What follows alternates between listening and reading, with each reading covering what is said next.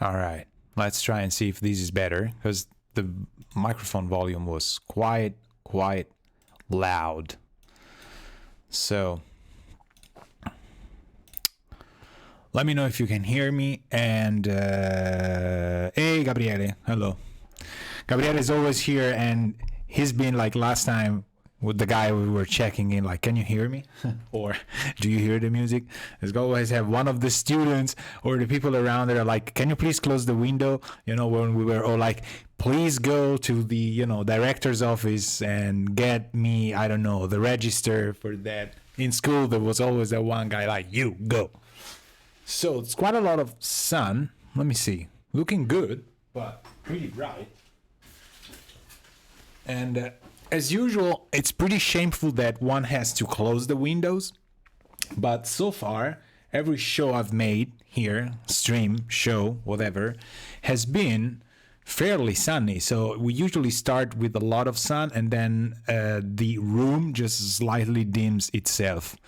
So for some reason, the microphone I'm using just bumped up in volume. I think something in the routing changed, and it was pretty loud. So I think now it's fine. I see it reached the yellow area, so that would be good. I had to go like a -6 down, something like that. Same thing for the session.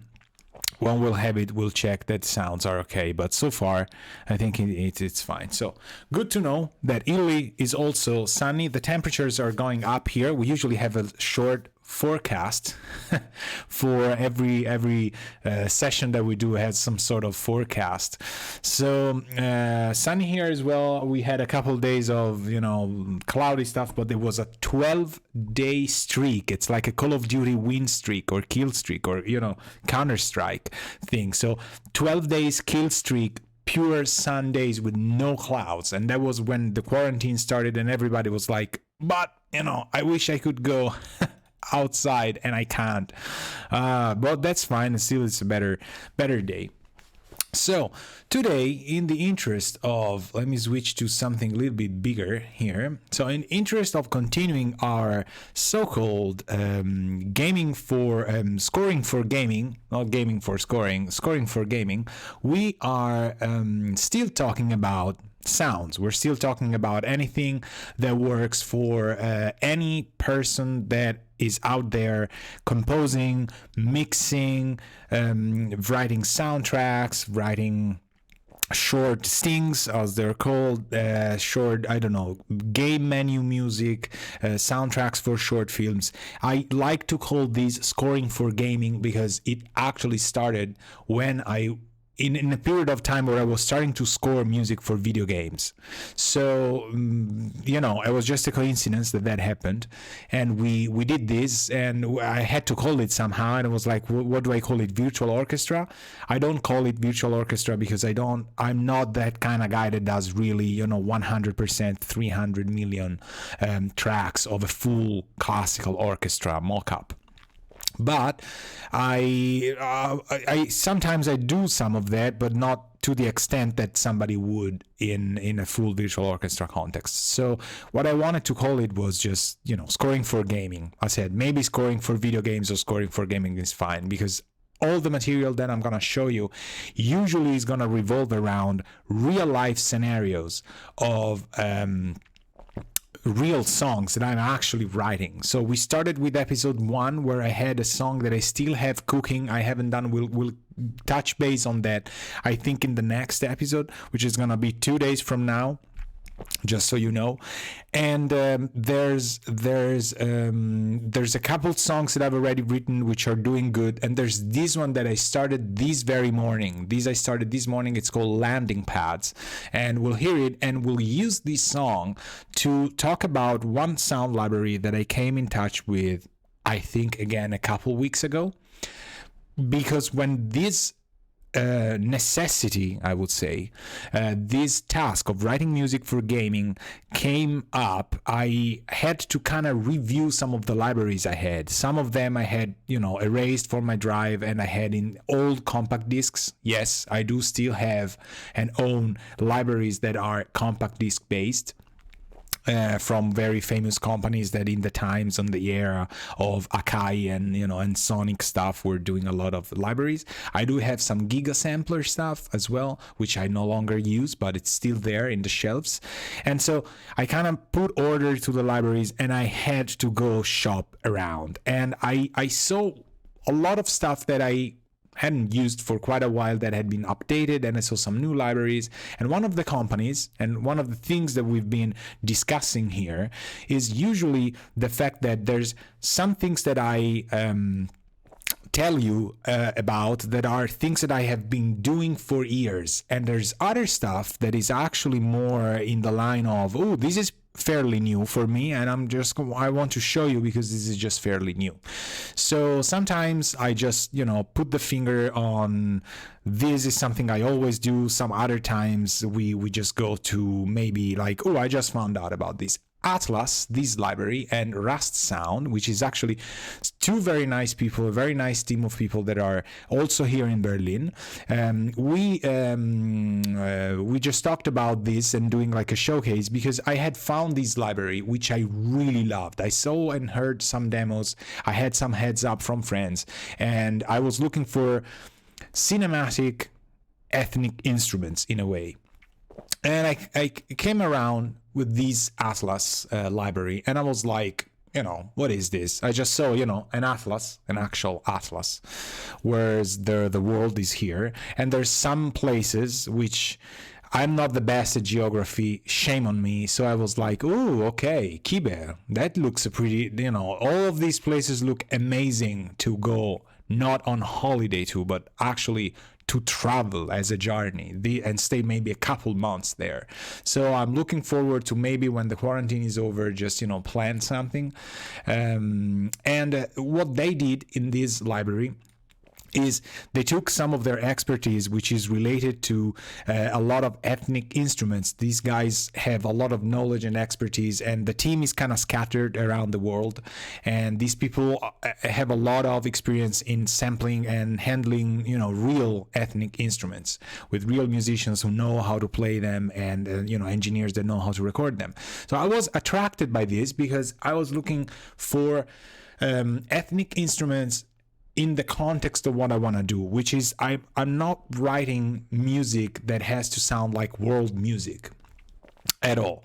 But when I was given this sort of cyberpunk scenario, science fiction cyberpunk scenario to play music in and compose in, I kind of inherited some of the best music that comes from my experience of an old kid now, but young kid back then, playing these games and keeping an ear on the music, as I was already playing piano and stuff. So it wasn't just something on the background. It was more of like, whoa, this is a really nice tune and stuff. So I've always been attracted by the fact that a lot of these synthesizers based music scores have also an acoustic component to it. So there's, for example, there's these ethnic instruments in the Middle Eastern instruments, I would say, not much African, but I also implemented that in another song. And there's a lot of choirs, and then there's a lot of female vocals, male vocals, which complement, I think, the synthesizers area very, very well. So they kind of counter the artificial sound of a synth with, that stuff. So you gotta do something about your own sound, and you gotta shape what you want to develop your songs, the direction you want to develop your songs to. So one thing I really loved about this library is that they took very clear steps in saying, like, this instrument comes from here, this instrument comes from here. So you have a selection of instruments that actually, instead of being a menu, is an atlas, and you can select patterns and you can select solo. So I actually don't want to change this too much because I had these going. I could have written something. I used a different instrument. But anyway, so maybe let me duplicate this guy because we never know. I don't want to mess up this thing I've done. So I don't think I can undo this guy, but let me put it yellow green so we know we're working on this track. So This is, again, the menu, the instrument menu. They just put it in a way that it's a nice atlas and you can pinpoint where the instrument comes from. It's a two-way library in a way, and it's patterns, so it's grooves, and it's solo instruments. So the patterns from what I've seen is the yellow keys and the cyan, green, blue, whatever, azure keys are the solo instruments. So let me put my headphones on. Let me go through, for example, this instrument that I have. So this guy here, let me put it in solo. I don't know the transposition that I have. Okay, so the solo instrument I'm transposed my keyboard is, for example, this one is from Gangama, I don't know, Gangama. Where are we here? I would say India, right? So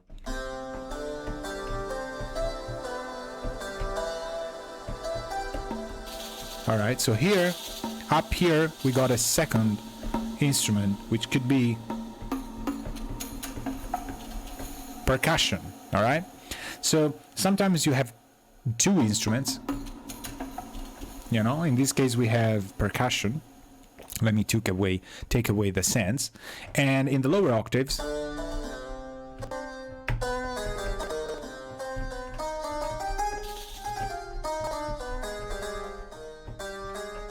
obviously, I'm not a sitar player. I assume this is kind of a sitar, and I'm playing it with the keyboard. So I'm sure there's people who really know how to play that, and they're going like, that's not the sound. That's not how you play it. I know, I'm not a sitar player. So that's fantastic. If we go below this, so we go to the yellow keys, the grooves start. So can you hear me? Of course, yes, you can. Just double check.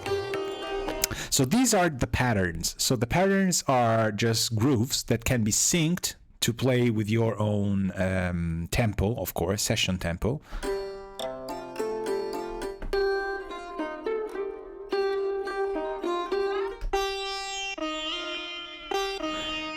And these are obviously connected to the place we are in. So I really love this geographic context that the library had. And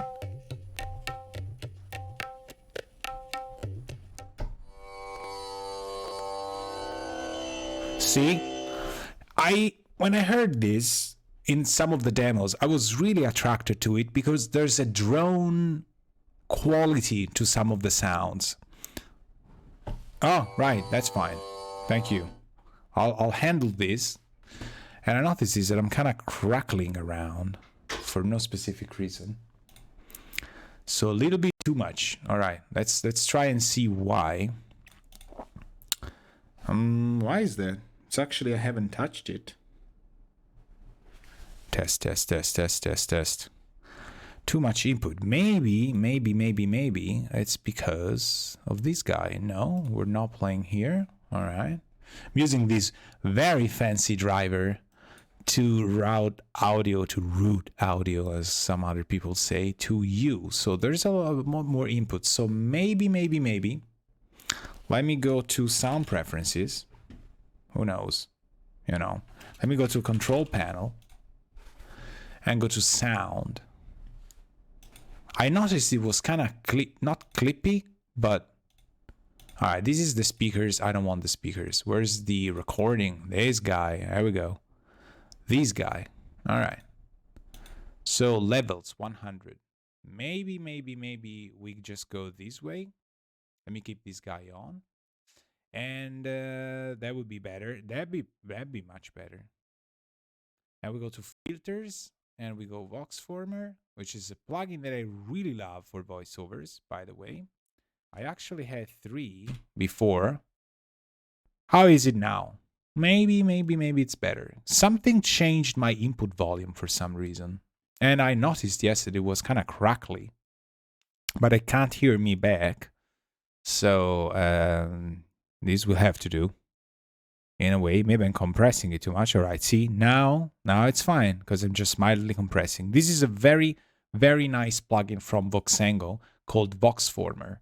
And it's incredibly inexpensive and does everything you need for voiceovers. So, stream-wise, A lot of people of you that stream and do stuff should be considering these things. So I'm thinking we're kind of in the ballpark for level now. Much better. Okay. So little digression. This is the input level in your Windows computer that is actually regulating how hot this microphone is, because it's a USB microphone. That's usually where you want to go if things are getting destroyed audio wise. All right, so let's drop this guy down. I'm just having a mild gate and dynamics. We could drop the gate maybe a little more.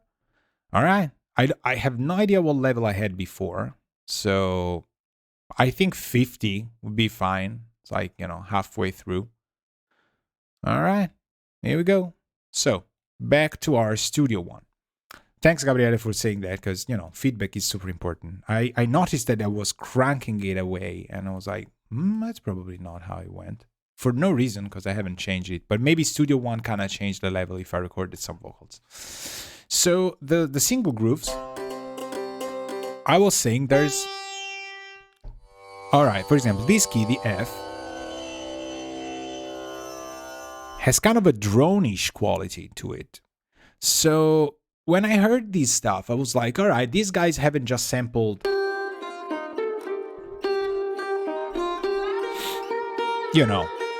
somebody playing something that is getting to tempo. I was like, that's very nice that I have grooves, but I could really use this in wave format and just drop, the samples there, which some people like to do. But then when I heard this, and then I heard that there was a solo instrument,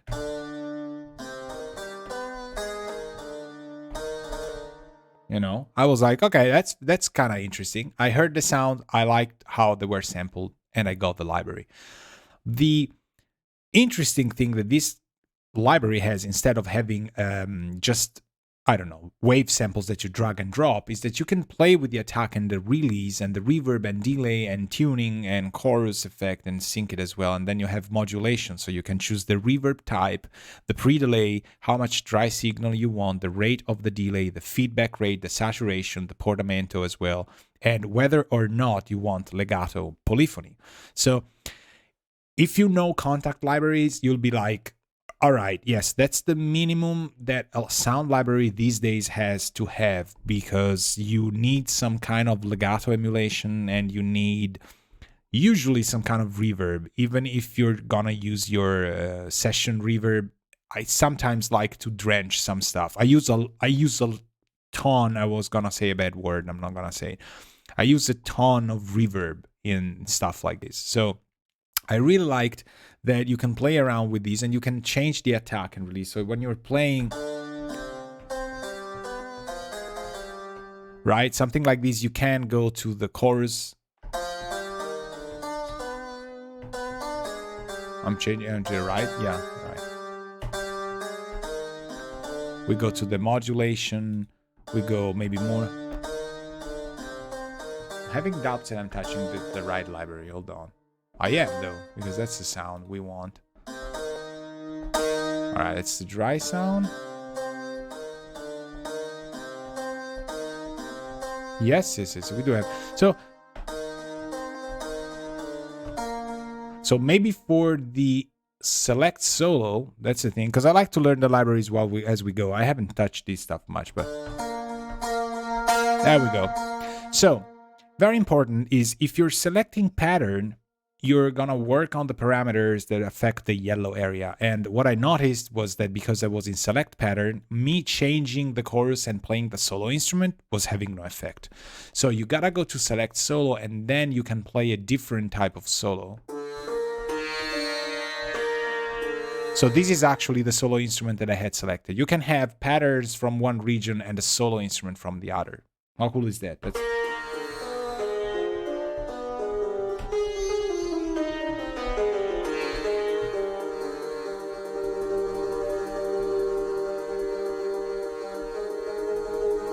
Right? You can do all sorts of stuff. I don't know if this instrument is allowed to do that, but I don't care for my own music. That's how impetuous I am. So, you can play with the chorus. up to our usual contact asking us for forgiveness in gain. You can play with release, attack, so...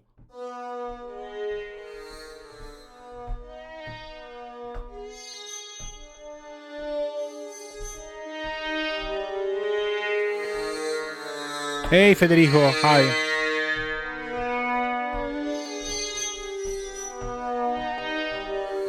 So, attack and release are kind of important when you play stuff. If you're playing legato stuff and you want to fine-tune the phrasing, obviously you're going to play with attack and release. In my case, I don't usually do a lot of stuff. I usually use this for more of a drone-ish kind of thing.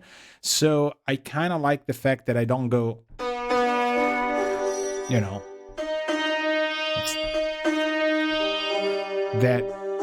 that much, you know, that's strong there.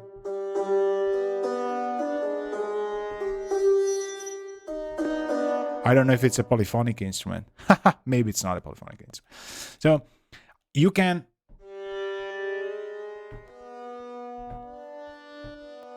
That's, to me, is already like one of the most inspiring sounds that I can use. I could write it, you know, you could start writing the sting right out of there, or maybe not a sting, but like, I don't know, a short atmosphere, like mood place for like a, you know, a room of a video game, you know, something very specific. You could drone it. I love the games that allow me to write music that just drones out, like an atmosphere thing, that you don't want the music to directly go somewhere and you don't want to have specific cues. So that's already something that sounds amazing. You can delay this.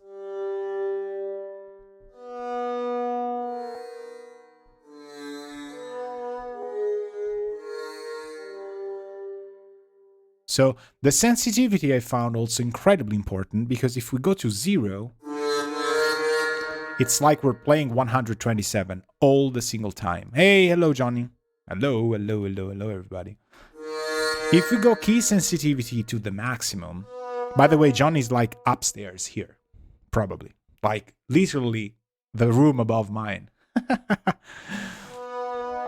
But because we're following guidelines, you know, he's not here next to me. He's like staying in his own place. Maybe also using his own computer, which is fine. He's not allowed to use my computer. Nobody's allowed to use anybody's computer. So the sensitivity is very important, because some instruments might be too sensitive, others are not. I'm using you know, I'm not using the latest Steinway D concert piano keyboard here. It's just 25 small tiny sugar keys from a fairy little fairy called Akai. So this is incredibly useful. Then what do we have? The tuning, of course, which I'm not gonna yeah, I have headphones. If it's loud enough, I don't hear you. If you drop something, don't worry. Drop the bass. That's the thing you can drop, and we'll hear it. So a lot of reverb also has air blast, big sweep, a lot of reverbs, cathedral, church, drum big, drum small. Very interesting stuff that's programmed through Contact, and that's fantastic. You have feedback. Let's try and mess this thing up to a level where I would kind of like it. Portamento is only going to work when you have legato polyphonic, obviously. So it doesn't make much sense. But if we go super crazy, right? Let's go and try and see a release that, you know, this... Right, a lot of, maybe not that much.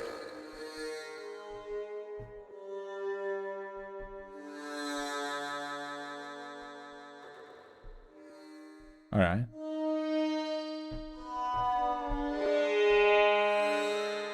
Oh, that's very Full Metal Jacket ending scene kind of stuff, you know. Beautiful, you know, and we are completely dry here in Studio One. There's no Spaced Up, there's no Detroit, there's no Stratosphere, there's no Grid Bounce. Amazing creative names, people. So this is incredibly cool. Obviously, when you remember the mistake I made before, if you go to select pattern, then everything else here is going to be related to the pattern. So now if we go below here, we can play, right?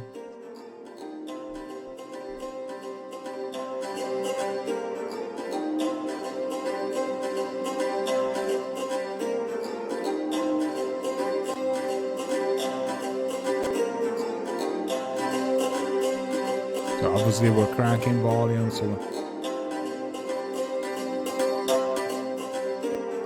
it's all very subtle, very nicely done, I think, in a way, and it's never too obvious. Like, dude, we put effects on the sound library. Boom, here you go. Use those freaking effects. Hope you have fun. There's a lot of libraries where you hear the effects and they just took them from content and were like, all right, use the effects. At that point, I just disabled them usually. The sampling might be amazing, but I'd rather use effects from the session that I've done, which I usually end up doing anyway. So in this case, the Atlas just allows you to select one pattern and one solo and per instance, and you can choose whatever region you have. So in terms of solo, let me see where we are here. Let me do something more in between, right? Everything we've done so far. Okay. I say we just shift.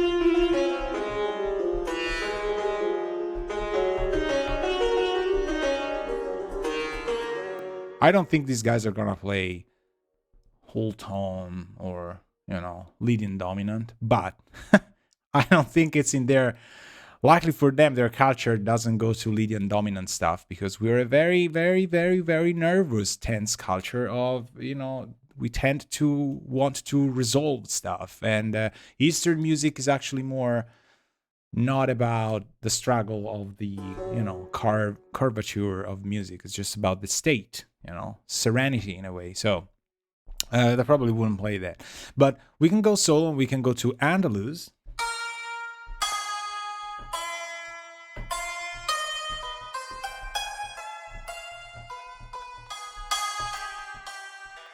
You can hear that the pitching is as it should be, not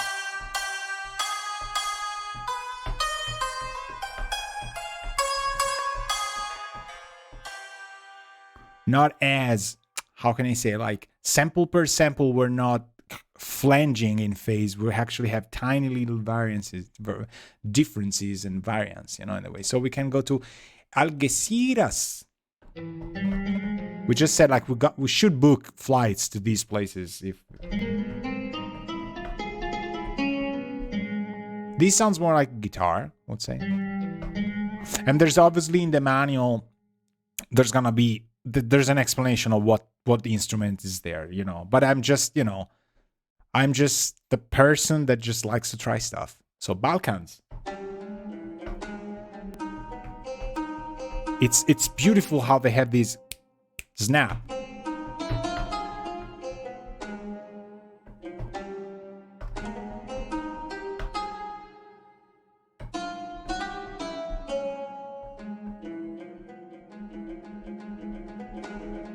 And if I go to the mod and just increase this,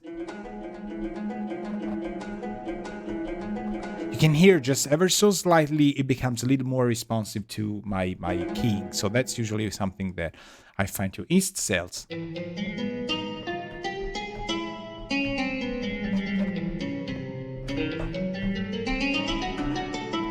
And as I said, the octaves, when not allowing such extension for the solo instrument, we have like a secondary.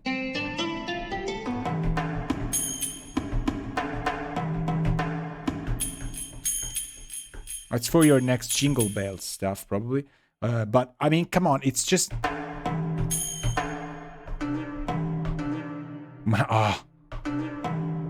Man. Like whoever works, if you're working with Contact a lot, you already hear these samples go like, I know exactly where I would have loved to have used this, but I didn't have that sound in mind. So just as usual, I would suggest you to like spend an hour or so learning this library as every other library you have, for the reason that once your brain kind of knows what the Atlas library has, you don't need to learn it by memory, but just go through the sounds, and then you'll go like, I know what I want that sound. I don't remember exactly where it was, but it was in Atlas, and you just go there and it saves you a lot of time, and you you know, you stress yourself less when writing music, because that's usually when you burn yourself out and you have no more energy. So we're here, Anatolia.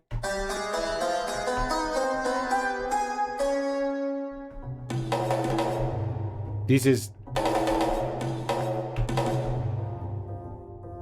I mean, there's, I guarantee you, if you sound design something like this, meaning you pass it through something extremely mangling, so you're gonna sound awesome.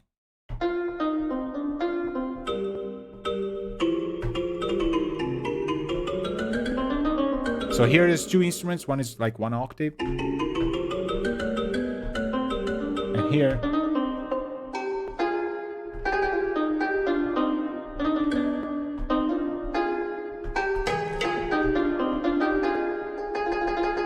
I cannot trill on this keyboard.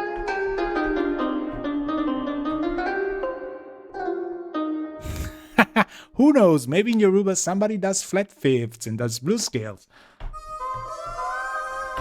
So Hindu, there's this.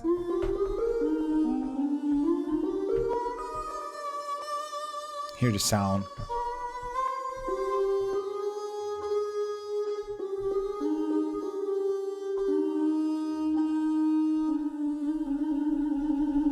Again, I don't know if this instrument can do that. I have no idea. Some people that do real street orchestra, sometimes they're no longer friends with me. We used to be friends when I was in LA and stuff. Then they really started doing serious virtual orchestra, and I was like, I don't want to go to dinner with you. It's okay. I'll talk to my imaginary friend. So here's same thing. 2 Salimar, which is the reason why I got these libraries for this sound, I gotta say, which, pardon my ignorance, I have no idea or remember how it's called, but it's, it might occur to me, but it's, I don't go by names too much, I go by sound as well, because, you know, artists are weird people. And here, again, up above here,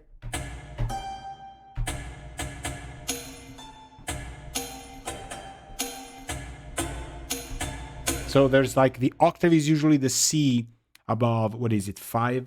We have.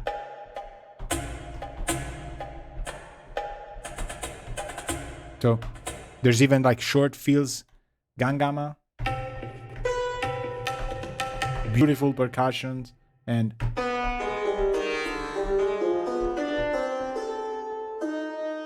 I would say this is a sitar, but I might be fired because I'm wrong. And then this instrument, which is also, you hear it a lot in a couple soundtracks that I have the name right here, but I won't say, so you gotta find out. Pretty famous 2 years ago or something. Like very much used by one composer. Not the one guy you're thinking of, the other one. So again, these are the solo instruments, awesome. And there's the pattern as well, which are, again, divided by all these regions. So if we go lower octaves, which my 25 keys obviously mean that I have to transpose a couple times. So here, see, we have this super, right? If we make it super short attack and release,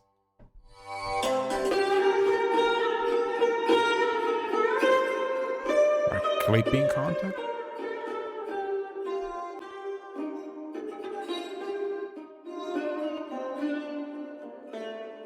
Zero chorus. It's a very tasty chorus though, because it kind of like what's built in Contact. I have to say, more the chorus than the reverbs. Sorry, native instruments, but they know. They're still very good, but the choruses and the flangers are, I think, better than the reverbs. I don't want to go there, and this is kind of, so.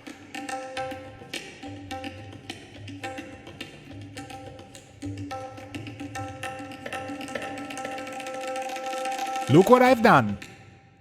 I've done the flams that these guys know how to do in real life with delay feedback.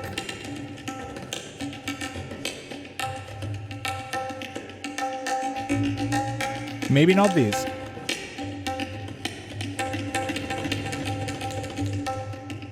There you have it. Now you know why I'm so famous and why all the Grammys. You know, it's not because I can play these percussions, but I know the mathematics behind playing this. But anyway, that's very cool, and it works. And I guarantee you that because of the sampling as well, this works. Because if you attempt at recording a random guy there, I've been there, and you say like, oh, we're going to do this and that, then nothing's going to work. Sampling and making libraries is a process that takes a lot of time.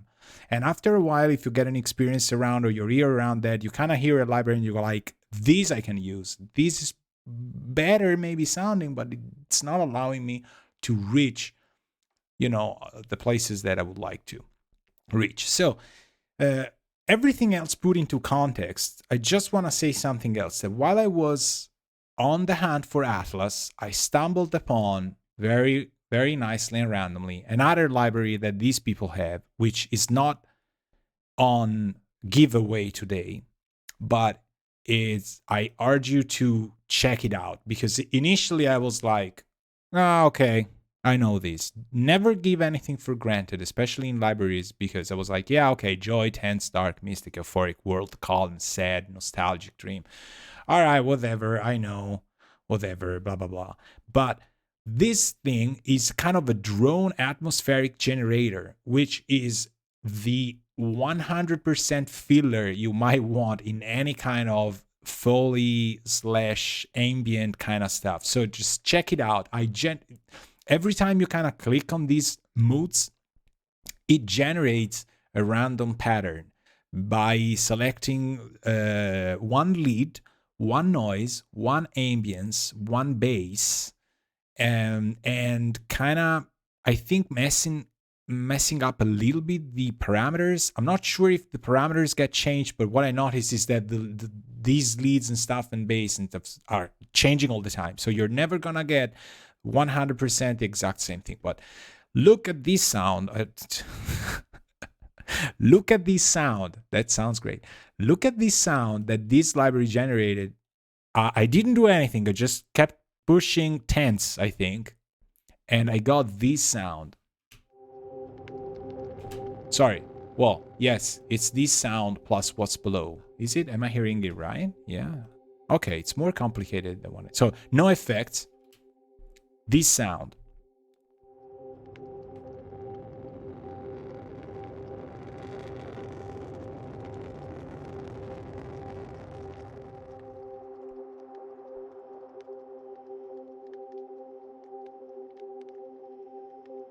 And I looped it, of course.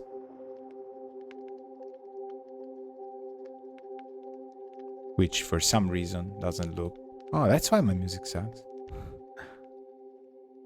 Maybe it will. Let's try. Yeah! Legato, people.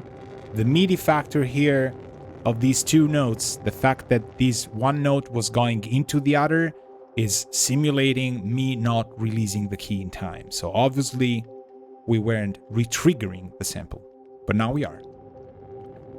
And we jump from topic to topic because I'm ghosting these takes in Studio One. You see the little kudos to the Studio One people, because this is a Pac-Man ghost. 100%. No discussion about it. That's a Pac-Man ghost. So whenever you see the Pac-Man ghost, it means that these are actual clones of a clip of a segment you have somewhere else, which is usually the one before. And if you keep seeing that, is the one before and the one before and the one before and the one before. When you see a gear, I still have no idea what that means. That's the kind of person I am. I think it's audio, probably, or it's audio that was bounced to something else, probably.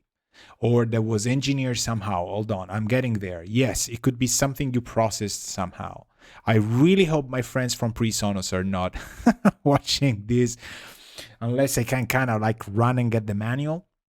But I'm not, the know-all, end-all of person. So whenever I change this segment, all the others are gonna ghost around. Very convenient when you want to do these sort of exact changes, right? So I think I'm gonna do it for this other one as well. Just 1/16, right? to let go of the key and come back to it. So let's save it. Landing pads, our song. I'm gonna let you hear. So this is just amazing. And I think I created another one up here. Hold on. They're not, yeah, exactly. Like this is nostalgic because I kind of had to go nostalgic. So that's the second sound. It's not Atlas. It's not Atlas. It's Cinescapes Pro. The library that I was looking at, I was like, well, yeah, what if? All right, let's get these as well. And then, you know, a couple sounds in the demo was like, ooh, I want to get these. But come on, this sound, the first one I generated. Come on. This is like a campfire without the campfire. And I had this song in mind, you'll hear it now, where we are in a higher atmosphere level. So the world has obviously buildings that are incredibly tall. So you are above the clouds or something, and there's, you know, or very high above sea level. And there's these huge constructions where people, they're probably, you know, usually in the cyberpunk era, you know, they're the richer ones. They live, and it's a sort of a very beautiful place, and they have all sorts of landing pads because you have to go. I've designed part of the sounds of the library. Oh, it's good. Yeah, all right. Nice. That's great. It sounds fantastic, and I have to say that it's better than stuff that you can find around for Foley art or of all things like that. It just works, and the fact that it generates them randomly. On one side, you have to know about that because you're never gonna get the same sound if you keep, you know, clicking and clicking. So bounce it, don't touch it. I'm already scared that I kind of touch something, but it sounds like the one I had, and it's super cool. And you can make a lot of interesting sounds. I mean, come on, this is fantastic. I have to remember to turn on the space tap because space tap makes this sound like this.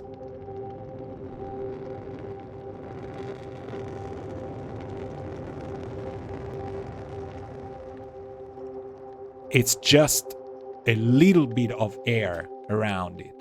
So the atmosphere behind this is, I was saying, we're very high above sea level. Clouds are below us. We're flying on some sort of like futuristic taxi or whatever. And there's a lot of landing pads and a lot of small vessels coming and going and doing and stuff. And there's one moment where we land into this area where, you know, the thing happened. Like we see where we're headed to, which could be, I don't know, a huge, I don't know, fortress or something where the government is or whatever, or like military spaceships kind of, you know, get parked. Before it was just civilian stuff and all very fun and things, and then we get to this level where everything is fortified. You know, you see why there's transition or something. So Cinescapes Pro sounds awesome. So I want to take this guy here and mute it because the Atlas 3, the yellow one, I haven't created. And I want to go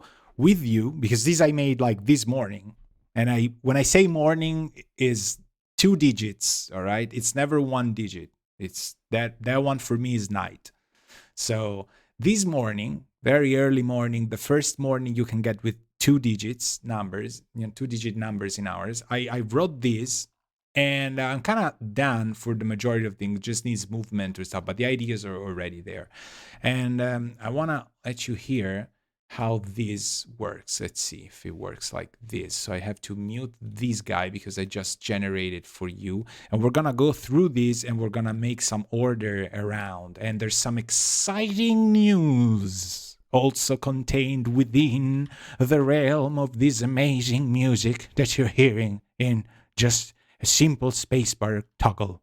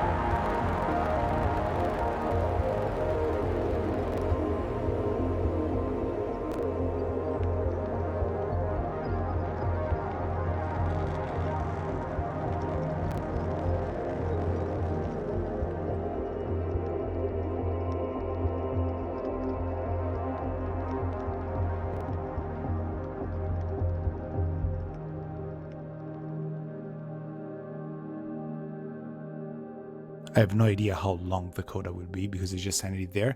All right, so GTA. All right, that's cool. I'll take GTA. I'll take GTA. Call Rockstar Games. We're done. I'm signing everything they're sending me. It's okay, even if it's just free games forever. Do it. All right. Call me when you have the contract. We'll just sign it, or just make a mock-up signature, send it back. We're done. Gotta be 5 years minimum though. So this is like this morning again, morning 2 digits, and the structure is already there. And I have not even an idea of how long we are. 1 minute, 1 minute one? No, 2 minutes 36. Oh, all right. So structure wise, how did it start? It started from a library that Rast Sound has put out, I think yesterday or something like that. I got an email saying like, Alberto, check that out. And it's called Calm, and it's free, completely free. Go on the Rast Sound website and check it out. You can download it for free. And it's just a generator of calming, soothing sounds. So my idea for this was exactly like, I had something like this in mind, but I hadn't written the song, but I had the idea in my mind. So I wanted something that was halfway through something that you would probably never guess that will get as aggressive as the second part. Because as I said, there's a transition between you flying up above high level sky and stuff, and there's then the moment when you're like, fear the empire, fear the corporations that are actually behind the reason why a lot of people are wealthy and a lot of people are poor. So the transition is that, cinematic hit and the synthesizers that come in. But everything started from calm, and I think I generated this sound randomly again. I think if you select the preset and you have attack sustain, you can check these out. It's just you have reverb, delay, chorus, distortion. You can make all sort of sounds. But my idea was to use calm to make something that is actually not calm. So the first thing I wrote, I remember, was this. I needed a pad, and I used this. So because it's calm, we're gonna use some kind of calming, soothing sound. And so this is the pad I had. Because after all, we're scoring for gaming, so we gotta talk about how things came out to be. This is the first pad that I have, and actually it's not going to any reverb or delay that I have in this quick template that I brought in. These effects chain, in the sense, are something that I always have in. It's actually 1/3 of, probably 1/3, if not less, than my entire effects structure going through the things. And just so you know, when you see purple in Studio One, I just devised thing recently, it's reverbs, and when you have a sort of a violet thing, it's delays for no reason. Then there's a green bass, so we only have 2 reverbs and 2 delays here. So it's F minor, and it's playing around the fact that you don't really hear the quality until you hear the synthesizers in the mid part. So we're floating around, not giving away the clear. I mean, to me it sounds minor in a way, or at least it sounds suspended, but it kind of sounds minor. But maybe it's because I'm a minor person. All right, so it could be, but I didn't want to give it away, so we're in F minor, and we're playing sort of around the F, C, E flat, so we're giving away the 7th. And yeah, this is a C that comes now. And then it was amazing, these Cinescapes thing, right? Because this is the reactor, it's a mixture of air and it's a mixture of air and engine noise to me, but it can also be a campfire, whatever you see in that, but it's actually air and engine noise, and so it keeps us company for quite a while. And that was going with the second Cinescapes as well, which is this guy, which is a fantastic sitarish sound to me. So this is the area that gets populated, and we're playing with, let me take this guy out because we don't need it. We're playing with, let me take this contact away as well because it's the demo we had. Then what I did is, okay, I got Calm, I got Cinescapes, which to me, I have no idea why it kind of looks yellowish, right?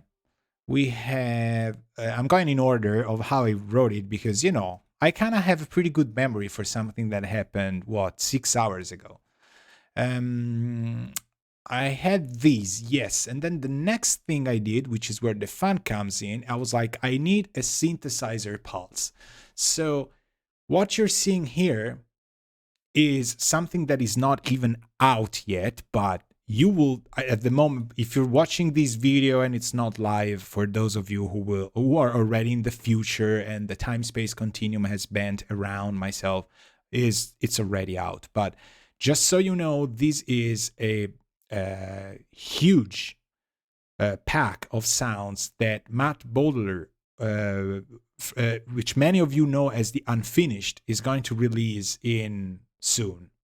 So I don't want to spoil it. Sorry, Matt, if people watching it here are going to be spoiled by that. But we are doing something cool with Matt where I'm going to ask questions to him and you're going to see the interview live in a stream.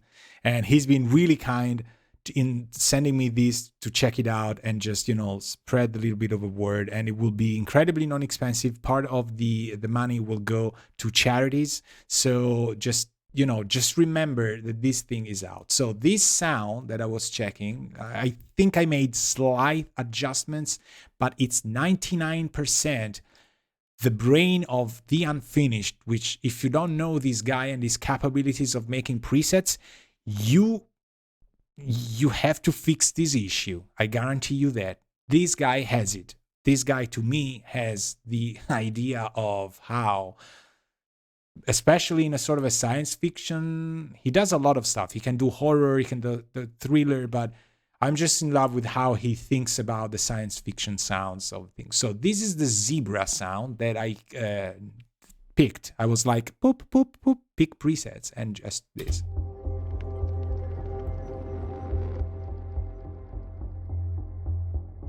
Just people, this is a single F pressed down on this amazing little keyboard, right? Because what I wanted here with these sounds, as we said, let's do a zebra-ish thing. Let's go, I don't know. Right? We had these two, and we had zebra. Everything I'm coloring, we talked about. So when you hear this, your attention immediately goes to a pulse, which in my opinion makes the listener go like, all right, it's a story, it's going somewhere, and it keeps us company for quite a while until we get to this double octaves thing. This is just two Fs, 1 octave apart. Just that, simple as that. So in my opinion, what I usually do when I compose is that this to me was the package of set, like the environment where I want things to happen. And so I was just able, before going to lunch, to put in some of the sounds around, which will work on, because you can probably watch a movie and have these going with no, I would say, interest in hearing more stuff, but I always like to put things around, and I would advise you to do that because all of the masters I've learned from, they have made it extremely clear more than once that movement, fluctuation, and expansion and contraction and just flow is super important whenever you're writing music. Don't worry if the movie has images or a story that takes you away from the music. It's true, it's not about you when you write the music, but I guarantee you that there's a very gentleman way, and these people, the masters, have shown us, of keeping things lively and afloat. So the administrative decision that I've made, I know the content of the game a little bit, but if you were writing for abstract, I would make this decision. So we are up above the sky, we have synthesizers, we have something that is not taking a lot of directions. I wanted to put in something ethnic, just so I create a connection between some sort of a very spiritual world. some sort of a place where there's actually a lot of serenity and there's a lot of, you know, just detachment from material stuff and things. And that's why I introduced Atlas in. So what I did is I took this, and I don't even remember what I played, but I played this. I really like this groove.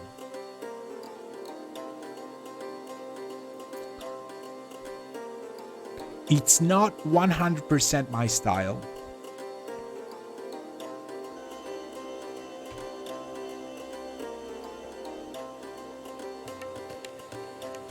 So there's a lot of things coming, you know, apart, and we'll talk about this. This is actually the focus of probably what we're doing today to develop this song. When you hear it, you go like, I remember this guy. He was a very nice guy, and he made this song live with me. And so there's this main groove. We are in Gangama, and I don't know, and the solo is Anatolia, but I'm not using the solo instrument. I think I'm just using the patterns. So we're here in India, and this was the nice clash. I would say it's a kind of a clash between what we had in synth world and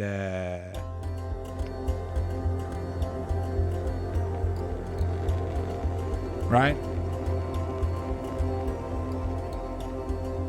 So there's a lot of elements that are still missing. I want to put some vocals that fly around. I want to put some special reverse effects. There's a lot of little sound designs that it would be the reason why I'll be up late for, you know, a couple nights. But within this structure, I already had these that I really liked. And I put some things that come and go, and I put them here, and you can hear them. This sort of drony sound. And oh, come on, this is beautiful. So without effects, we would be here. Right? Then this effect goes away.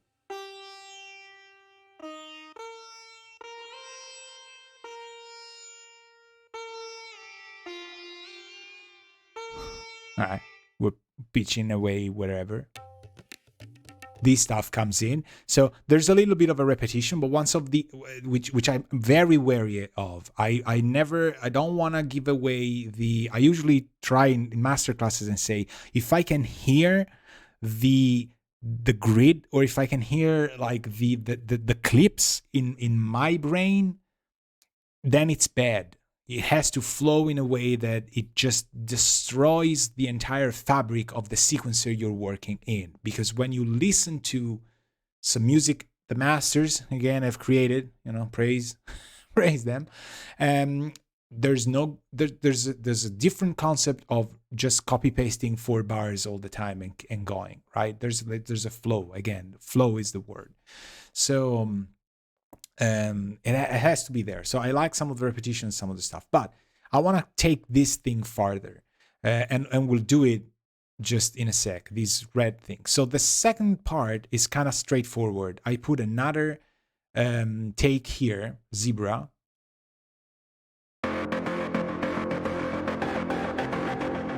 And this is again matte. This is the unfinished. This thing is called the house, and I don't think I even changed it, or maybe I changed some velocity response, but people, this is the sounds that this sound pack has. It's just okay. This is more, now we're back into more me. This is how I would really score something, but sometimes I really like that we go from here. Oh, now some of the sounds start before, right? We don't have this, and then we drop down here. It's true, this part could be looped and could be a segment of a main menu, could be an options menu, could be, you know, programmers in games usually like to say like, you know what, because this is the first moment in the story where you see this huge syndicate, this huge corporation, and the level of, you know, structure and power that they have achieved, and you find out that that's the reason why the world is so peaceful and apparently calm and everybody's fine. There's actually a huge corporation deciding everything behind it and making sure that things stay as they are. That's the sound. This is the fear of the machine that this syndicate has created. This thing. Right? Now, it would sound by itself like this. So let me go to whatever it was called. Zebra 2. Where are you? Zebra 2. See, not coloring stuff creates dizziness. So let's go to, what color would this guy want to have? You know, military green. This guy. All right. So this would be the sound without effects. So I'm using Detroit.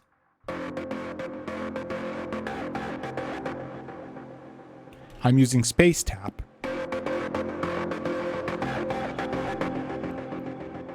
It's a sort of a ping pong, distorted ping pong. Grit bounce is another echo.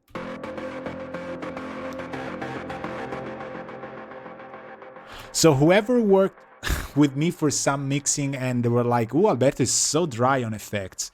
There was a dark side of this guy you didn't know, some of you. I drench stuff into effects in comparison. I know, but who cares? That's how I do stuff. So the three of them together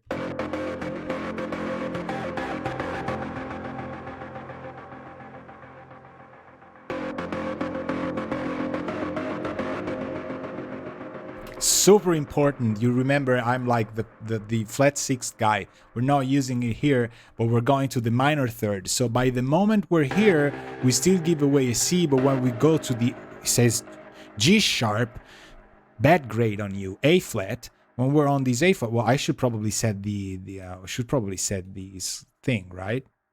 You know, if I do this, still wrong. Well, they like sharps. I know that. Sequencers, you bastards. Hate sharps. I knew this would come down to sharps versus flats, black and whites of the world.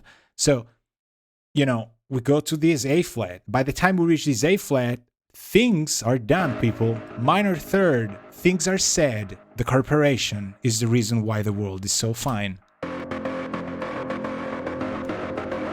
And it gives you thinking like, what if? Oh my God, I think I got why this, you know, that's how I think about music in a way. So you're in my world now, so I am allowed to say whatever I want. So that's the idea of the sound. There's a third thing that I added in, which makes its way all the time when I have to think about the, I'll tell you what it is and then I'll tell you why I use it. So choir. This is so. Oh my God, I'm in love with this sound. Hold on. Ah, so good. This is a patch I kind of built around a very old preset, which I found actually, you wouldn't believe, in a floppy freaking drive, people. I have the floppy maybe somewhere here. 1.44, you know, what was it? High density stuff. That said like patches, choirs and stuff. So it's a pitched down boys choir, I think, from, I think Spectrasonics, oh my God, Symphony of Voices, I think it was called, something like that, the library, which I have in Akai, you know, and one of the best libraries ever made. Now, there's a quality to it which for some people might be like, I know there's a lot of libraries now that sound a lot better. Why don't you have 350 million terabytes of the actual choir in New England Conservatory, that blah, blah, blah and stuff? Because there's a quality to this sound that it just, I don't know. It just brings me back probably to some games I've played and stuff, because I guarantee you that not the actual library, but the way I kind of repitch stuff and things, I don't do it random. I've learned it from, I had the opportunity to see some of those scores. And so I'm like, you know, I gotta do it. But let's hear how it is without, there's also reverb built in, but how it is with Detroit.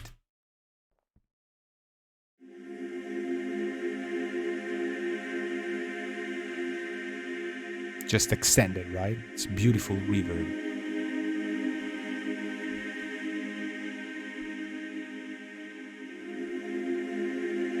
What am I playing here? I think it's just power, like root fifth.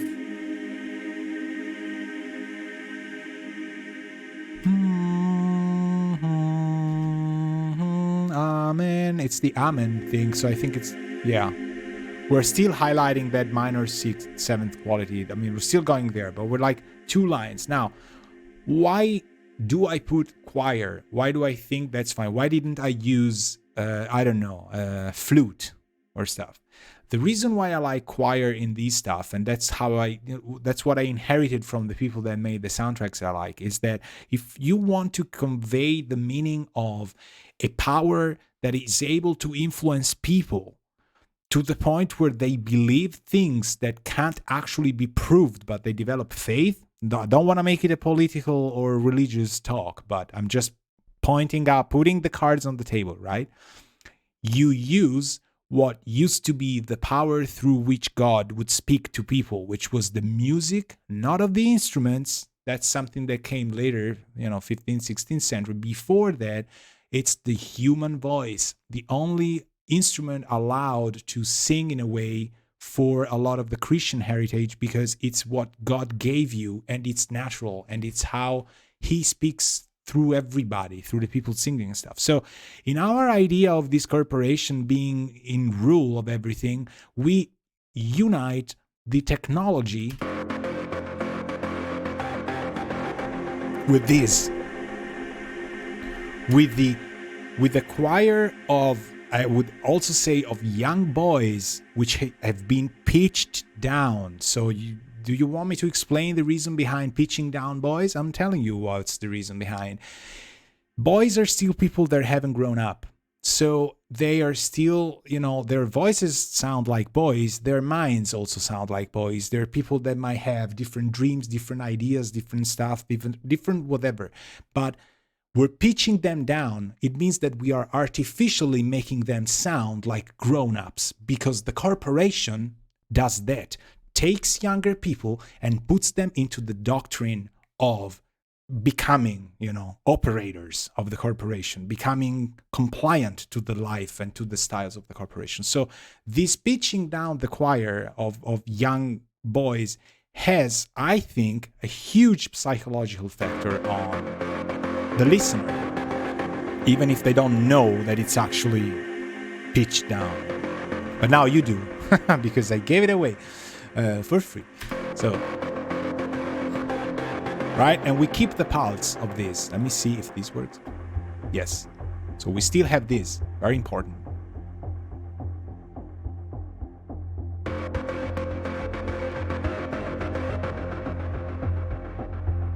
Right? And then choir.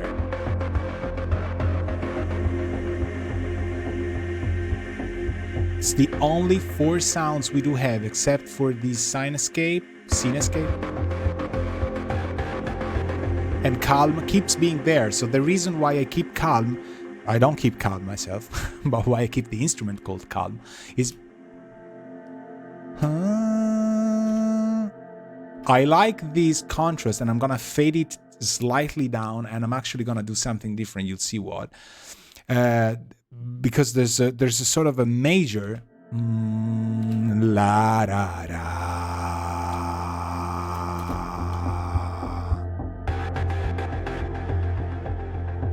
right? So we are clashing between the most sacrilegious thing you might ever do. Is it an English word? Sacrilegious? Yeah, I think it is. We are clashing the major third against the minor third, but it's only temporary. What I will do is I will duplicate this thing. I think I went to lunch like right before this. Let me duplicate it so that we have an entire new instrument here. And we're gonna do this. Right? We have to switch here. Let's see one of the first things that we can do. We keep this preset and we go Autotune. See if it works. Sometimes I have to do it differently, sometimes not. And with Autotune instrument, we tell this guy, you guessed it. I heard somebody saying that, oh, he's gonna put it in F minor. And it's probably not gonna work. Could work though. Sometimes it does. There we go. Go choosy. Flex tune.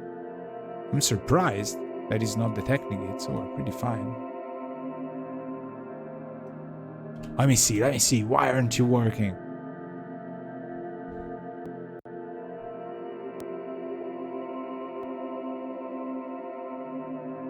Sort of.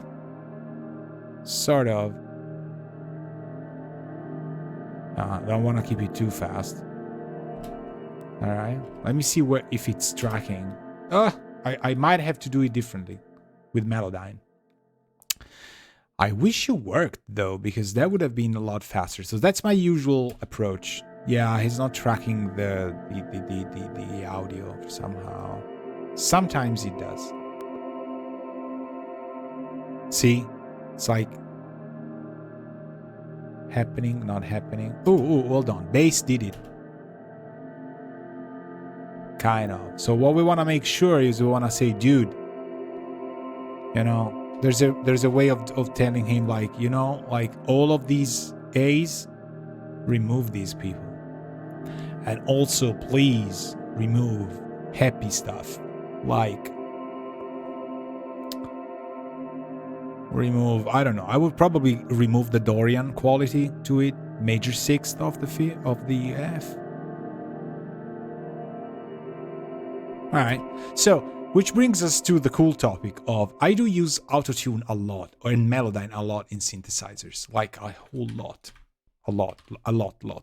And we're gonna do the same thing here. We're just gonna end up by saying that there's another instrument, so choir, by all means, little boys choir, just be this color. Man, that's sharp. Be this color. Oh, all right, yeah, pick the same. And then we have some hits, just to remind me that this is something. I used to say this is what the people want.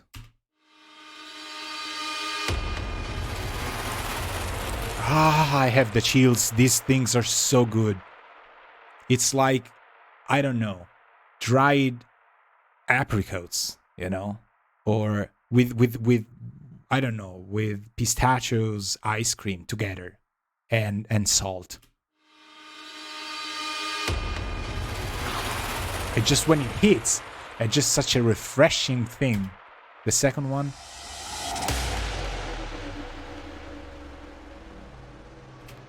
I guarantee you, when somebody says like, well, you know, I didn't do sound engineering, I can't play an instrument very well, Alberto, I think I'm gonna do sound design because, you know, right? And they do that with their shoulders, thinking like, you know, I can do sound design because anybody can. It's not. It's false. It's blatantly false. Third hit. All right. So the only thing I added here is Pan Man. So, hello, Sound Toys. Who thought I wasn't using Sound Toys? You were wrong. So you can see the pan, right, where it's going. I like to keep things moving a lot. And when I mix again, and you've been in studio with me and stuff, you go like, he hates things that move too much and stuff, but he's doing the opposite now. It's such an evil person. It's a completely different context. So here it's right.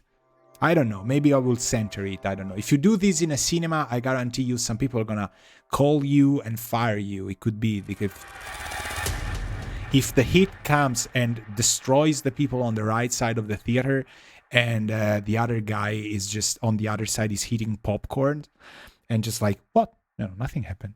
That's probably not good. But I don't know. I kind of like it that way. So I put Pan Man, a little bit of everywhere, I would say, right? What else? That's it. So let's put impacts on a very brown. Studio One has no brown. Just so you know. It does, but it's more of a sort of a dark orange drink kind of brown.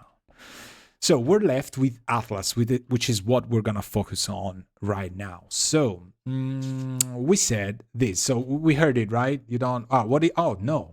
we have Diva. I think somebody was looking at that and was like, he's going to say Diva soon. He's going to say Diva soon. I was like forgetting. I was like, I want to know. So this is a preset that I saved and exported to audio. Sounds like this because we go one step further, right? We introduce this part.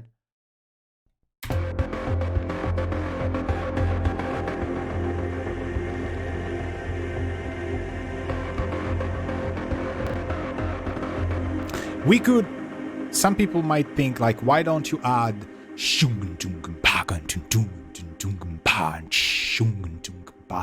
because everybody can do something like this. It's just 101. Everybody who has Contact and those libraries is gonna put like which is fine. It could be what the director wants.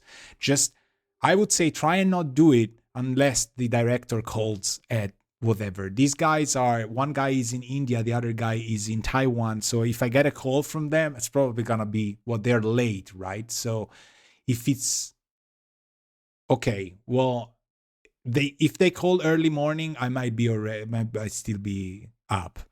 But they could call and I'm like sleeping, and they go like, well, you know what? You need to. We heard the live stream, and you said this and that. Now we want the groove there.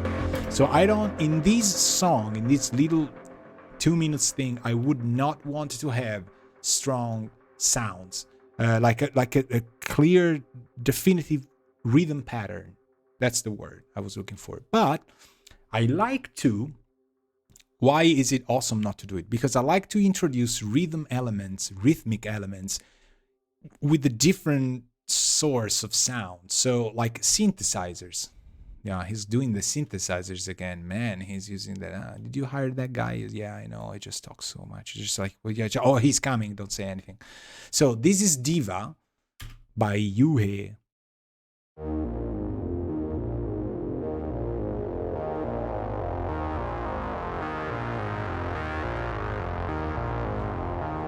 Arpeggiator. Now here, I think I'm playing, I already forgot from this morning, that's fine, but my amazing ear training capabilities tell me that this sounds like a sort of a minor 11th chord. Check it out and fire me. I'm still highlighting the sort of a tonal quality, but I try to avoid my, going somewhere, but it's kind of, the filter is opening, LFO, opening it very slow. And then there's a second sound. However, let me just check. This were Diva, Super Red, no effects. So this is all generated by the regular thing. And man, I'm on fire today. I'm just thinking about the comparisons I did for the choir and stuff. This episode is off the charts. Imagine I wasn't streaming. I find that I've been talking to myself for, 1 hour 15. It happened. Let's not go there. Sad memories. So these were flying around, right? One thing that I did, which I'm not much fond of now, is that I'm making Pan Man skip. I kinda don't like that. I mean, no, maybe I wanted to skip, but I wanted to go center, right? Maybe we smooth it out. All right, so what you're hearing beneath this is because I didn't install the license of Diva yet, and it's in demo version, you can hear the crackles that their demo version has, because the demo works, but it regularly emits noise. So I promise I'm gonna use it, just don't worry, but you can hear the little noise in the background. This. Which actually sounds incredibly good. So I might keep it, So man, this red looks amazing. Okay, so this is the thing, and then I'm putting it through reverb? No, yes, stratosphere. So this is without stratosphere.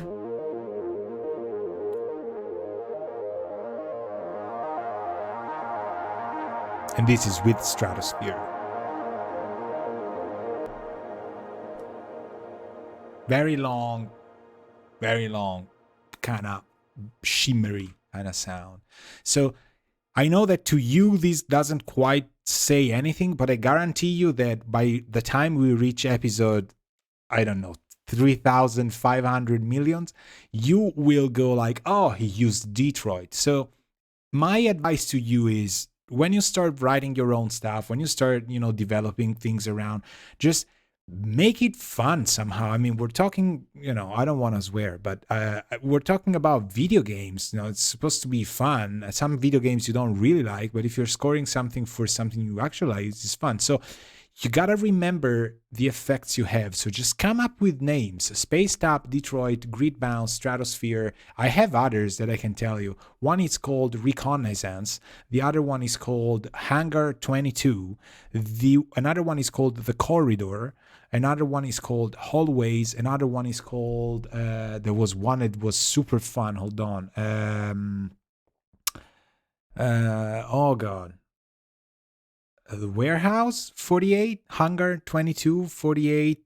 I don't know. There's something with numbers, and then there's Seraph Industries, which is an acronym for something else from other video games, which are kind of related to things that I immediately relate to. So when I think Detroit, there's another one. It's like High Atmosphere or like Hovering Cities or something. I don't even remember, but these one I told you, I guarantee you they are in template and they get used sometimes. But I would say that these four are by all means super important. There's all right, some we might load up because we need them. So that's the sound. So here we hit it strong.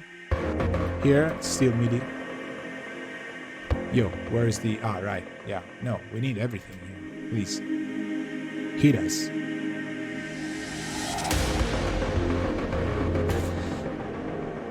You hear how this impact is done, right? I don't want to hear anybody saying sound design is easy because I'm going to eat you alive. You heard that instead of going shh, boom, it just wobbles with 30 seconds, I think, something. And it just adds so much intensity. It feels so good. If it doesn't feel good, you're sick somehow. And I'm going to talk about this library as well because it's Cinescapes Pro, but it's actually not Cinescapes Pro. And I'm going to rename this. I just inherited these impacts. Again, be ordered in what you do. The corporations require you to be in order. If you haven't filed module number 315, please do so at the office of your convenience in your district. Thank you. So, impacts, right? Okay, how are we going to work on the Atlas library? We're going to work on this because of this area here. And you can see I'm partly cheating. Before going to lunch, I tried these and it worked somehow. So, one library, but like 3 or 4 sounds. So by the time I kind of like something I've done, I would like to split these stuff. And there's one way to do it, which is splitting things from a audio perspective. So we could say to Contact, like, hello Contact, we actually need 4 more outputs, because we want to make these sounds, go somewhere else and blah, blah, blah. I actually don't want to do that. So I'm taking back my real estate. Well, sorry. Number 1, I actually want. All right? So I think I destroyed, yes, my first channel with the Detroit and all the amazing effects I had. So undo, people. The power of undo in Studio One is awesome. I want these 4 sounds to be split. So what I'm gonna do here is I'm gonna duplicate this track. I'm going to use this as still the same input. So I'm still going to the same contact. I'm gonna drag this thing down. I'm gonna mute the first one because I like to kind of keep it, as the original. And we're just gonna take this and we're gonna mute these notes. So now we're only gonna play this. And what we're gonna do here is we're going to bounce this audio here, this MIDI to audio. So Studio One has an amazing feature that allows you, among others, to bounce to new track. So what I do when I bounce to new track is I usually take the effects, which are all off already, except for the Autotune, which tracks I found out, and I go bounce to new track. And it's taking it 11.1 times real time. And now we have the product in red, which we don't want red because red is diva. We want orangey. We had this. right? That's cool. We can put space tap on it. Actually, let me put it from here. We can put Detroit. We can put Stratosphere.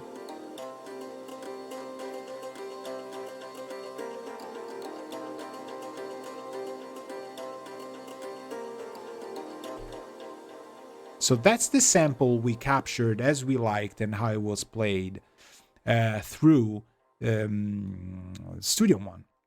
Now we're gonna do the same thing, and we're going to do the opposite. So we're gonna re-enable the clip. When you see this little mute button, the clip is muted, as with every sequencer. Now we are gonna mute the event, and we're gonna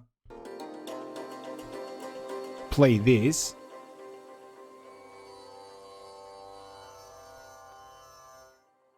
Okay, and we can fine tune this, because I can go to the release, for example, and extend this guy, right?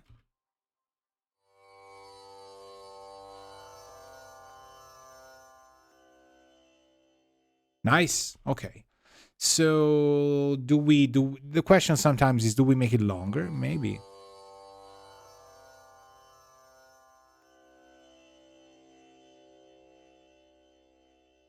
Yes, because I was kind of cutting it bad, right? So then what we do here is we keep this guy, we go again, bounce to new track. So make sure, I usually try and make sure that I don't have effects I don't want, because I'm pretty sure that Studio One kind of bounces the effects that are here. I might be wrong though, but I usually put them in. I don't want to find out now. It's okay. So let's go here. Let's cut this guy out for now. Like, well, actually, let's not cut it. I'm gonna explain you why. Because I want all the tail from the original sample. So bounce to new track. So it's time to kind of start naming things. Guaranteed that we're gonna forget. So this guy is string loop, stringed loop. This guy is sitar drone. Just names I'm coming up with, no reason.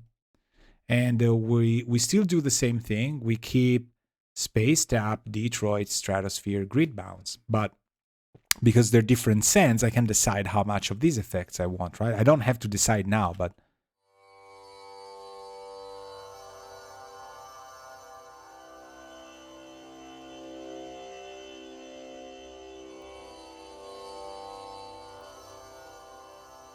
no, something like that. A little less of grid bounce and a little bit more space tap, whatever. There's a glassy quality to Detroit in the reverb that like emphasizes the glass too much in the drone thing. So I don't like it. Let me save. I'm getting very wary of my creation. How about this guy now? Okay, groove.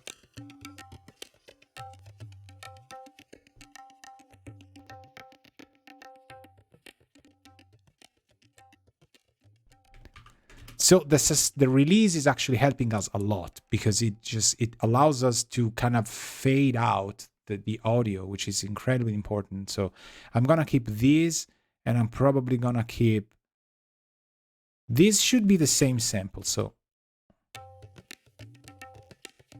maybe not. Oh, hearing 300 million things together. Also, when you move media around and you don't want to hear the notes you touch, just go to Audition Notes and take it out, just so you know. You probably knew before I did. You hear the pitch being changed by Autotune, right? It's a voluntary act. I guarantee you that. Yes, I think it's the same sample because it makes sense. It's the same key after a while, but it could be around Robin kind of, changing things. So let's bounce this guy as well. Notice how I used Control-Alt-B. I'm a man of taste, after all. Use shortcuts from time to time. So string loop, then this is like perks loop. I think we got another one. So look at how, kind of intricated this can be. We have one more.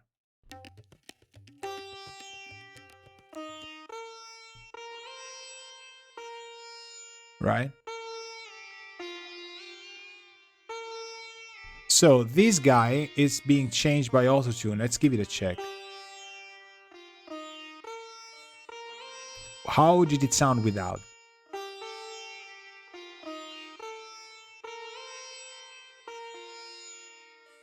So this is the reason why I'm splitting things, which you could do in audio as well, but I'm gonna show you why I'm doing it with printing audio, not just with audio tracks. So the Autotune I did put it for the main stringed loop, not for this one. So now it makes sense that we turn it off and we bounce this guy.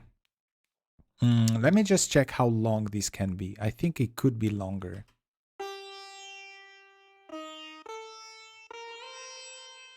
That's just a loop from the Atlas library. Definitely better without Autotune. See, I'm still...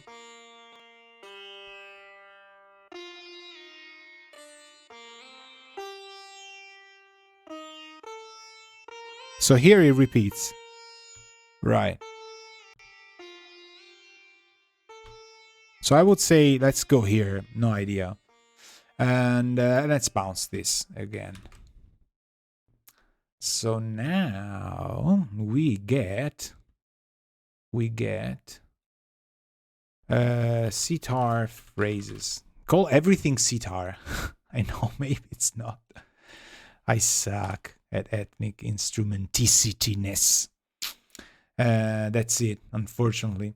So that's done.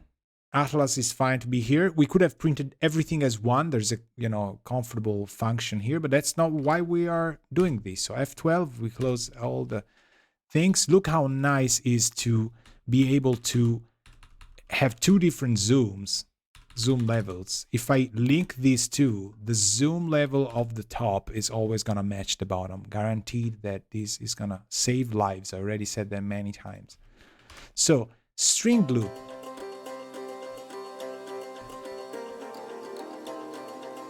I did turn this into this.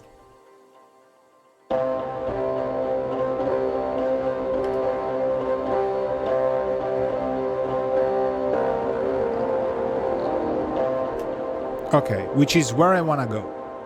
How did I do this? I took this kind of thing.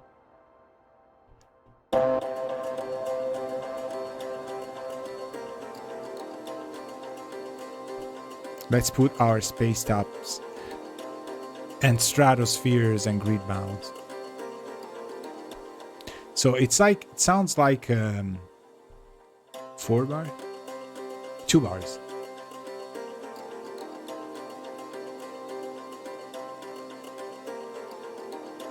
So we could take half of this guy here and we just make it twice as long. Effectively, not, you see this little clock?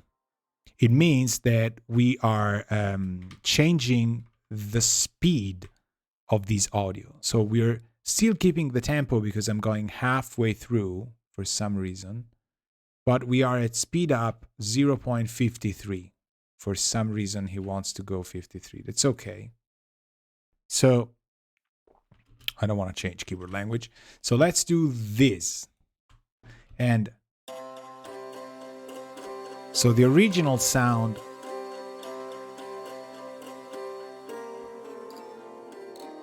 about too much reverb. Indeed, Alberto, what are you doing? Albertino. So this is the original sound, which we lowered to half the rate, right? And then, what did I put on top of this guy? I put an Absinthe 5 effect.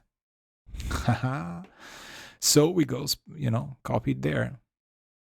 So, Absinthe 5 effect, I started from a preset called multi-band distortion, or multi-band distortion.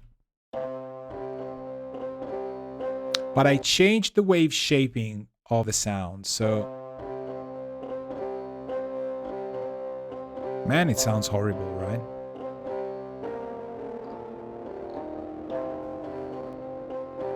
Right.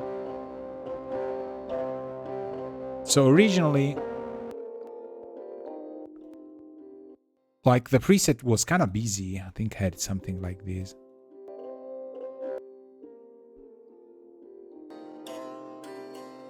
right?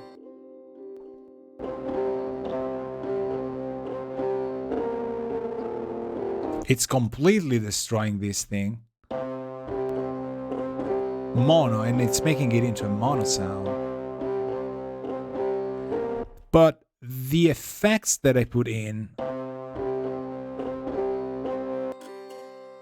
I want to make something super clear. I love the original sound. I just can't use it because it makes me sound like, in a beautiful way, soundtracks that I really like, but they are more, happier floating. I think you have that name in mind. It's that guy. And I love his soundtracks, but I don't want to make, it's not the right moment to make sound. It's too happy. It's too tan to tan to do to tan to tan to do da da do da da do something like that. I want to be sort of dystopian, right? So this.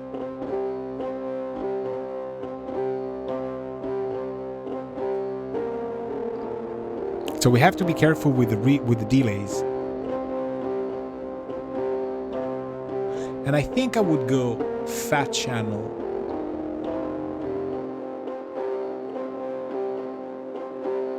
Because if you're high in the sky and you're floating up, you really don't have a lot of lows, I would say. So kind of something like this.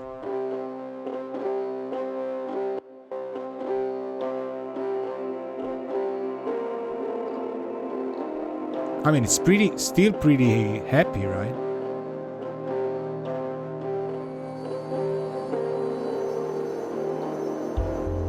Holy moly! I wasn't expecting that to sound that cool.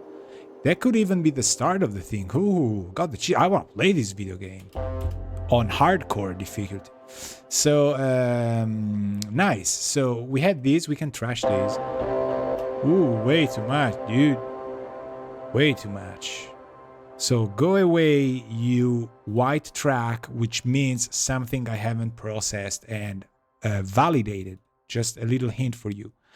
I usually use that. So you remove track by who's this second track? That's the second Atlas we made so far. I don't think we need this. He's suspiciously white colored, so it's probably C. You kind of see my method, right? I think now by episode 3 or 4, I forgot, is you're kind of getting the gist of it. Like, okay, it's got a white track. It's probably something like he hasn't validated. I could use the other color, this one, but this one is kind of so organic to the color palette of the studio one in this case that I kind of, it slips away from my attention. Why this white kind of makes it clear. So we kind of solved this. We should duplicate this guy, or I think we can ghost it with Shift D. Yeah, no, it's making, since it's audio, he's making the same kind of thing. So we went here.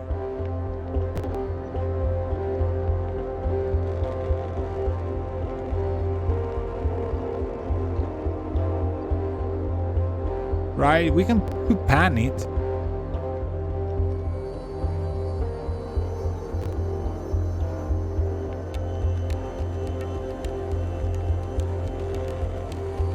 You don't need to be too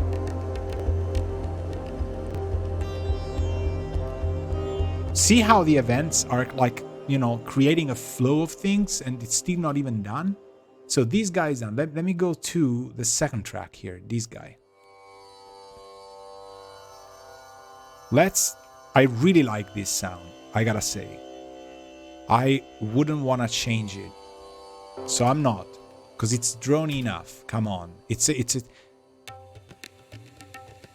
same thing here. Okay. If it was a different soundtrack, I would keep it. But I'm not allowing this sound to pass my artistic mind and remain so beautiful in a way. This is just has a pace or something there that I really like. So let's try and mangle it somehow. I had something in mind which kind of now escaped, but let's go Absinthe again. And let me try. Don't worry, we're gonna mess you up. That's no lo-fi.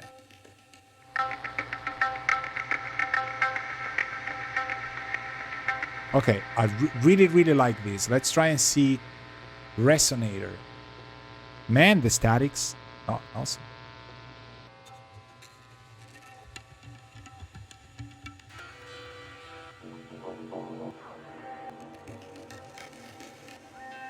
These are gonna be super too busy, right? Distortion.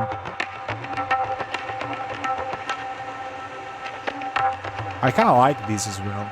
It's a fight. Down below. You know what? This might be even better. It's taking the pitch out and it's just... Oh, contraband. That sounds good.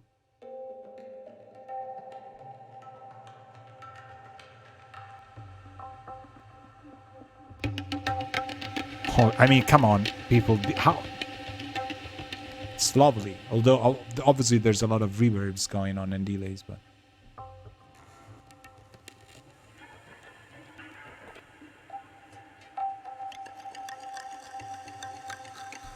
This is also nice. Let's contextualize this thing, because...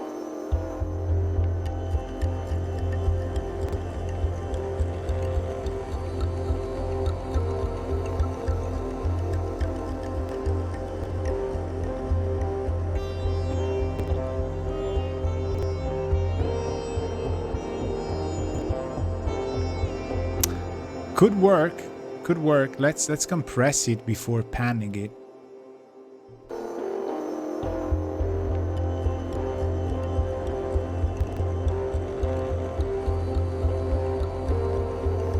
Now, because I'm moving it and there's a lot of delays, you're gonna fool your ears, right? So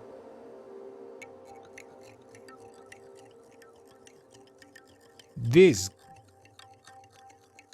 maybe if I turn it on.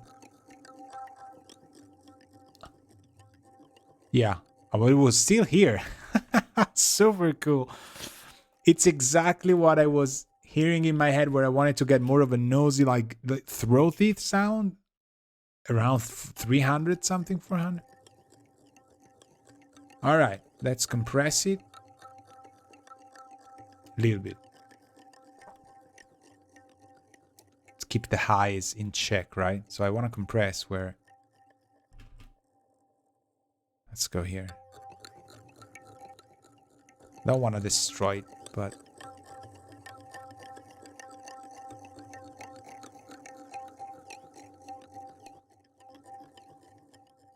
Okay, maybe soft. Gotta be careful with this compressor, because sometimes you really smash things in the head.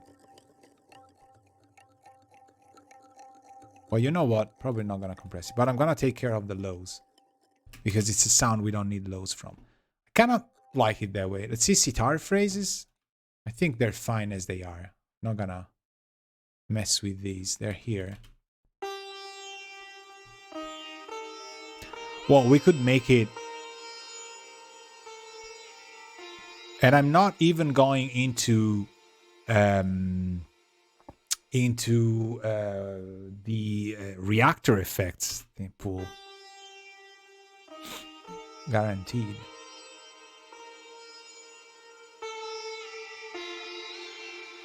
Chorus was vocal dollar is cool. All right. So you see where I'm going, right? I'm kind of bringing everything from organic to a mixture of technological level of a sitar. Like the sitar of the future. I don't know, the future.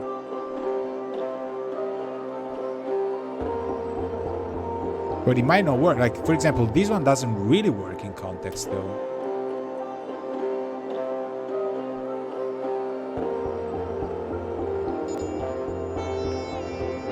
I mean, there's a nah, come on, we don't change it.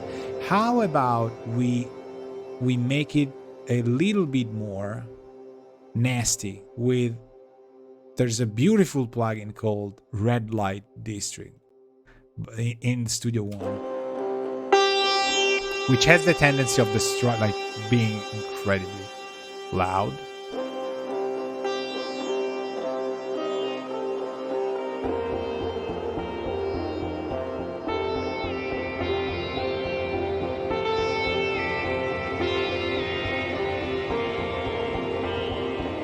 So let's try and see.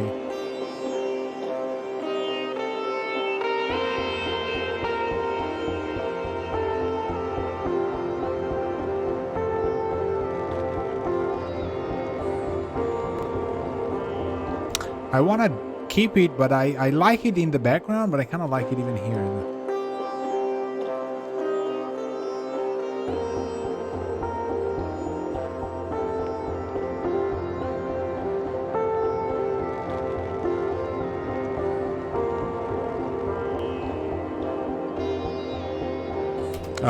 I think I'm giving away the beauty of this. I don't know. It's so beautiful. I don't want to distort it.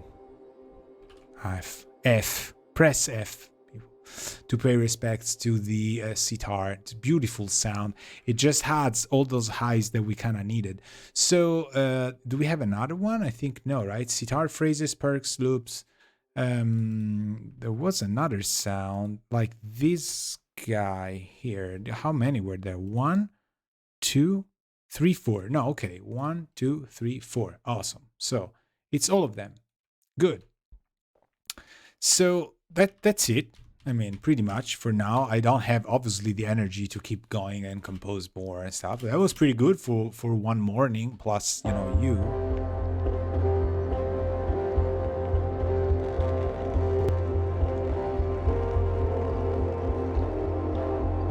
And I could even maybe replay this instead of the loop.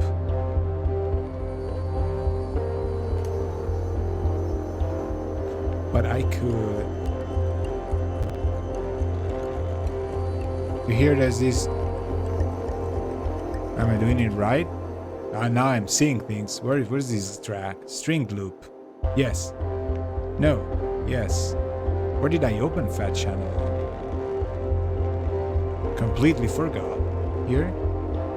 No.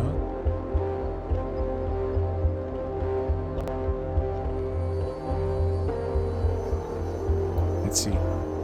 I probably. Let me go back. Yes. There we go. Where's this guy? Alright. There was Zebra. Okay. Undo. The power of the undo just gave it back. So on this stringed loop track, I want to keep in check this frequency here. Multiband compressor would be better.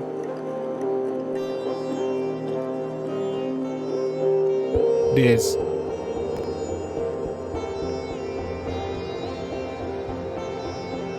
Ah, thank you.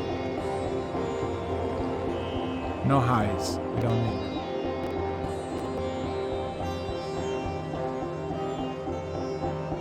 And we also, you remember, we extended that sitar track, right? No, we don't want the sitar phrase to be too long, so.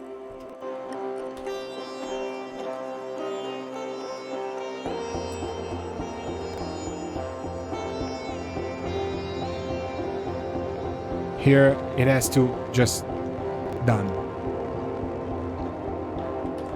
I'll write some more things around vocals or effects or reverse stuff that comes around. And then we go here and we reach the... Maybe...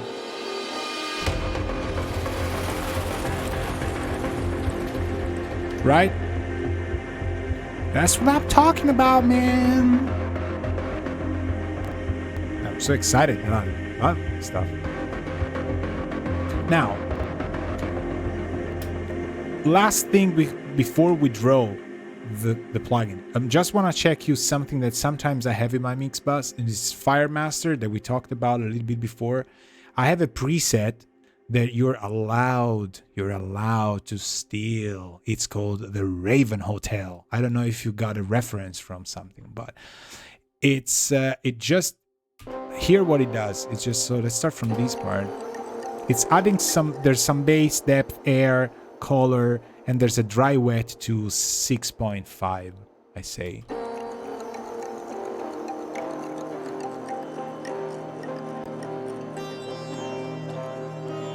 This is on, obviously, when the tubes are on.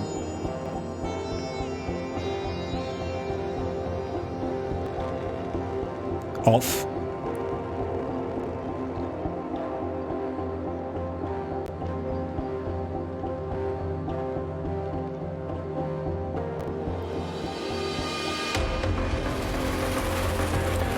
right? So this is the transition without the Fire Master, and here's with.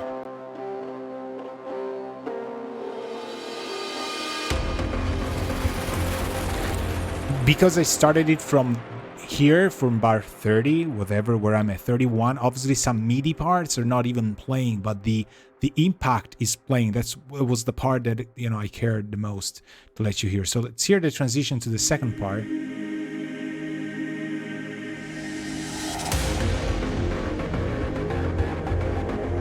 Without. Oh, I have to let the tails go, otherwise it's not fair. Please keep the original in mind. Go.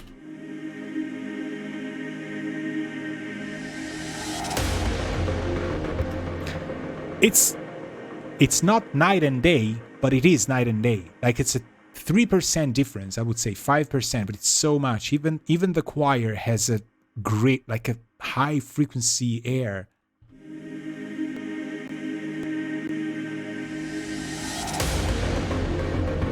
And it feels to me as if I can really see even more, you know, behind the area of sound. So I really like this very much.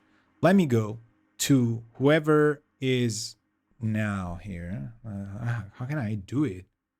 I gotta go to Twitch thing, maybe. Here, this guy. So I'm gonna take a look at whoever is getting drowned. Is this getting drowned? Is it getting drone? Is it getting droon? That's not English. So I think I have a chat feature somewhere. View, docs, chat. All right, so we got Feet. Let me check who Feet is. Feet, where are you? You here? Are you real? I know Mike is. Are you real or not? We're gonna check you out. Hasn't chat on your channel. Yeah, looks like he might be. He might be. All right. Let's go here. I hated this. All right. Stream chat. People. So Lurks and Commander Root. Commander Root already won. Lurks is an automated bot, so it can't technically win the plug for no reason. But I'm gonna give Feet 2 seconds. No, 5 to type something in chat before we start. Feet, are you there? Looks like the real mic is up on. It's there. So, Mike, you might be winning this plug. I made this weird noise. And actually, because the others don't figure out, oh, I can see it here from the dashboard. Yes. Well, I'm gonna count to 10, just make sure. But it looks like that we're streaming today from Twitch, and people in Twitch mean that the real Mike might be the winner. So for whoever is watching these afterwards, you should know that just because this guy stayed there, obviously he's going to get the award. I'm gonna go get a glass of water. But when I come back, you know, Feet, if you're registered and you're not listening, just type something. You got 30 seconds. So actually, I'm gonna type shit. Feet, are you a real person?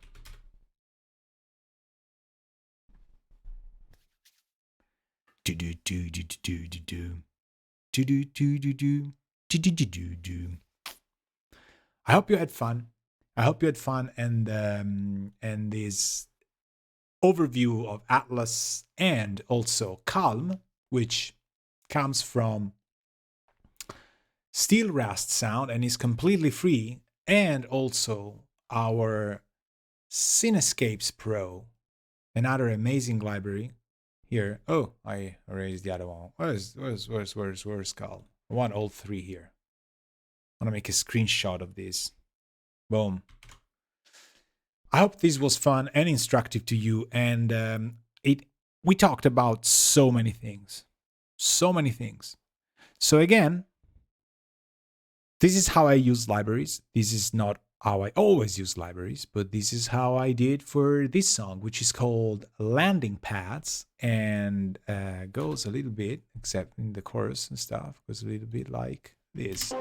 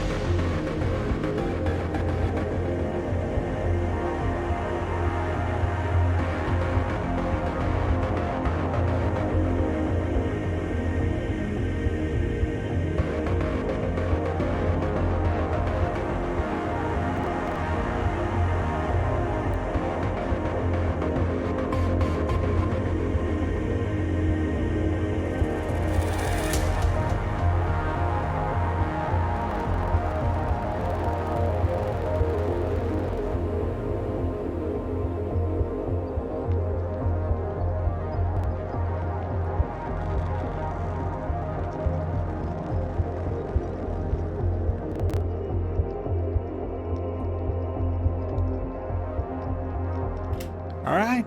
So this is the sketch of the ideas and everything that I wrote today, and we took it out to a little bit more of a sound design.